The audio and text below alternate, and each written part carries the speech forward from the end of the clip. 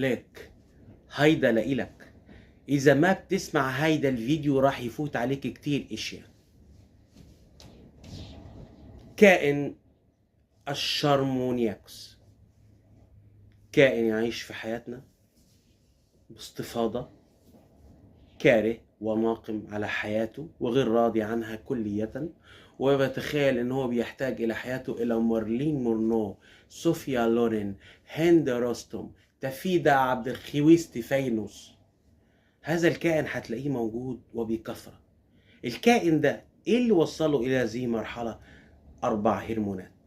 الهرمون الاول هرمون الاستروسيكا نياكو بابوس، وده هرمون بيخليه يتخيل ان هو رجل بيحتاج الى كل هؤلاء الفاتنات في حياته، لان هو رجل كفء لكل هؤلاء الفاتنات، وده طبعا خطأ.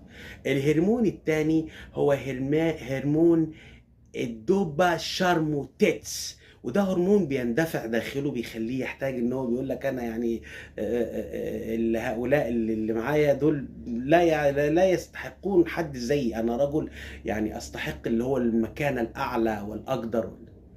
ونيجي بقى عند المرحلة الأخيرة خالص اللي هي بتخرب الدنيا وبتفسد كل شيء، وهي المرحلة اللي بيتخيل فيها نفسه إن هو عبد الحفيظ حامد، هذا الكائن الشرموتيتس، فيبدأ يدخل للبنات والحريم ويكلمهم ويقول لهم أنيكي فيها حزن، قلبك بينبض بالحب والعطاء، ما لي أراك حزينة ومهمومة، إن الحزن الذي في عينيك يدل على إن الحل.